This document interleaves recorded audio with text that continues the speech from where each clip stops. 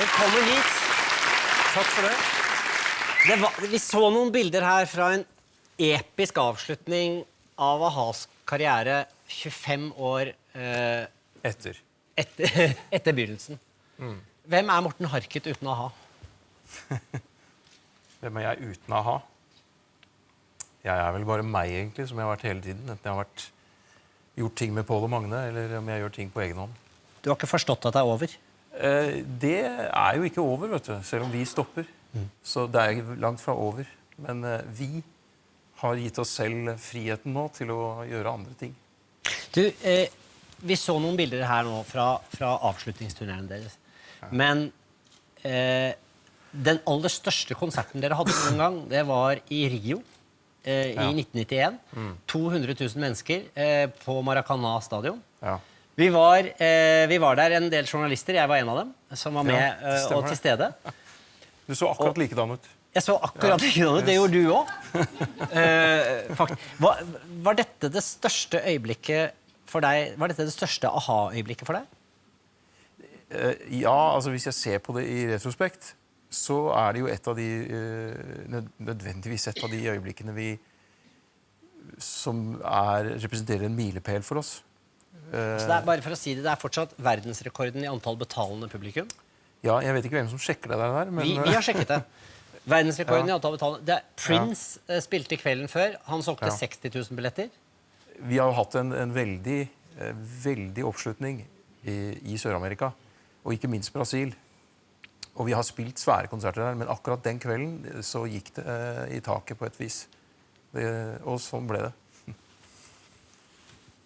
Om det finnes, det er jo noen øyeblikk fra historien om A-ha som jeg ville tro lever i deg. Er det noe du skulle helst glemme? Ja, jeg sliter vel heller egentlig med å huske, tror jeg. Så jeg skulle gjerne ha skrudd på mer minne på en del av det som har skjedd. Men jeg er egentlig ikke en som går rundt og angrer på ting jeg har gjort. Så når noen spør meg da i media om hva det som skiller seg ut, så er det litt sånn that's what we do, på en måte. Jo, men når jeg spør om det er noe du helst vil glemme, Det var det det var, ja. så tenker jeg kanskje litt på at dere har for eksempel dere har jo vært stilikoner. Ja, altså... Jo, men det er de opprevne jeans, og det er skinnremmen og... Jo, men det er ting jeg har gjort tidligere som jeg kanskje ville gjort annerledes, eller valgt annerledes i dag. Ikke minst med tanke på klær, selvfølgelig. Men når vi dro over til London i begynnelsen, sånn i 1983, så sprada jeg rundt på gaten i London i ballettbukser, da. Og da kan du ikke ha vanlige underbukser under heller, vet du. Da må du ha vanlige, da må du liksom go all the way. Så jeg gikk sånn da, med en eller annen fillete ulltrøye og et eller annet på beina, det husker jeg ikke. Og trikot, altså? Ja.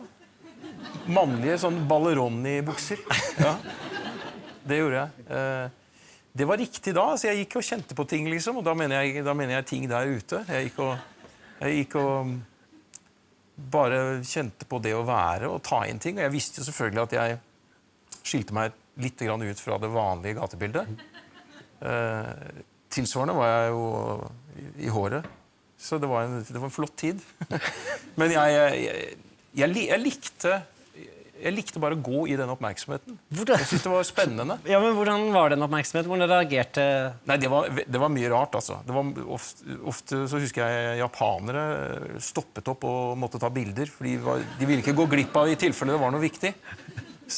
Men jeg gikk forbi et par rastaer en gang, altså, det var på Kings Road, som røyka på en kjall og kom gående i det ganget sitt, ikke sant, bortover sånn. Så går jeg forbi, og så hører jeg han ene bare si Is it a bird or is it a plane?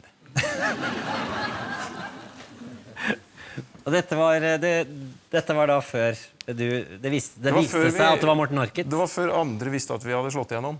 Ja. Ja, du, altså dette å være en stjerne, når forstod du første gang at du skulle bli en stjerne? Det var tidlig. Det var en del år før. Når jeg var 17, tror jeg visste det. Jeg har jo ofte lurt på hva det er, og hvordan vi er skrudd sammen. Da. Hvorfor visste jeg det på den måten jeg gjorde? For det var ikke noe at jeg gikk rundt og trodde på det, liksom. Det var ikke en drøm jeg hadde. Det var noe jeg skulle gjøre. Det var sånn jeg opplevde det. Så det er jo, jeg synes også det er pussig, for så vidt.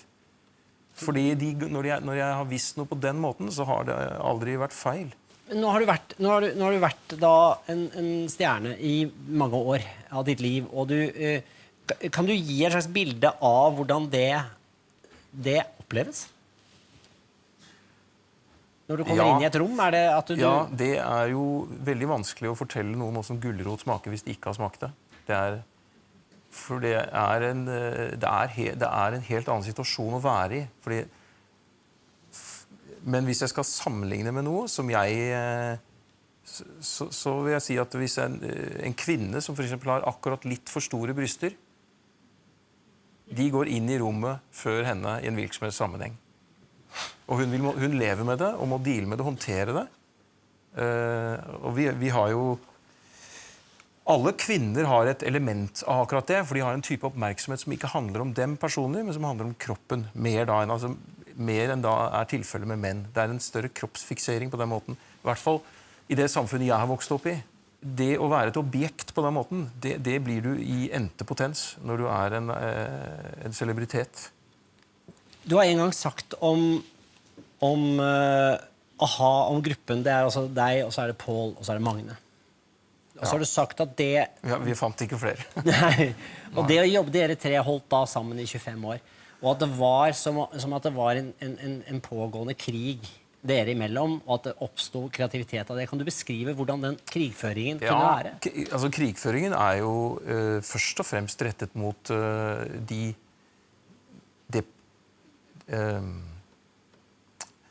det som til enhver tid, det å finne fram til det du leiter etter, da. Det som du strekker deg mot. Det potensialet som vi alle visste var der mellom oss. Men også fordi vi er tre veldig forskjellige karakterer. Veldig forskjellige personligheter med en del sammenfallende egenskaper i form av altså musikalitet og sånn. Men som karakterer er vi veldig, veldig forskjellige. Men de gangene det var konflikter i gruppa, hvordan var det da? Var det sånn at Veldig stille match, egentlig. Vi tok det aldri ut fysisk. Det har vi kanskje angret på i senere tid. Men, for det er mulig at det hadde vært forløsende. Det hadde det helt sikkert vært. Spørsmålet er hva det hadde forårsaket av andre ting. Men du, nå som det er over, hvordan er relasjonene dere mellom i dag? De er... Det siste året, eller de siste 2 årene, har vært intense. Det har vært betydelig satsing også i ren arbeid. Altså, det har vært veldig mye å gjøre, rett og slett. Det har vært mer brutalt på de tingene vi er uenige om, hvor vi bare har meislet gjennom noe, som vi egentlig ikke gjorde før i det hele tatt. Så det som skiller de siste 2 årene egentlig fra alle tidligere år, er at det har blitt en mye mer binær prosess. Av på binær. Det har vært ja eller nei. Og så går vi videre, og vi gir blaffen i om 1 ikke vil, hvis 2 vil. Så det har vært et mye mer brutalt løp på den måten, og det har vært litt sunt, altså. Det har gjort at vi har klart å gjennomføre noe. Tenkte dere om dere hadde funnet ut av det for 25 år siden? Ja. Det var ingen som tørte å si fra, vet du. Vi var for vanskelige å gå i duell med. Men går du hjemme nå, eller jobber du, eller er du liksom har du kontor? Det er ikke stille rundt meg, det er det ikke akkurat. Så det er en del forespørsler. 5 barn, ikke? 5 barn, ja. Hvor mange kvinner? Ja, da spørs det hvordan du teller. Nei, jeg har 3 forhold, hvorav jeg da er i det 3. av disse i dag, og 5 barn i de 3 forholdene. Det er imponerende. Ja, de sier det. Jeg synes det er... Det var deg de klappet for. Jeg synes det er viktig å skåne kvinnen, synes jeg.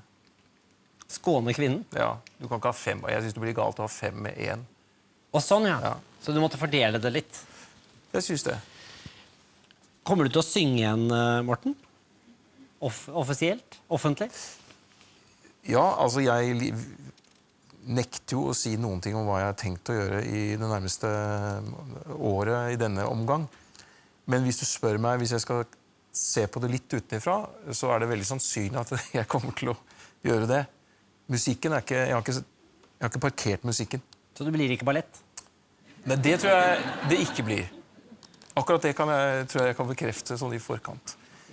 Men musikk blir det kommer det til å bli. Vi skal få inn en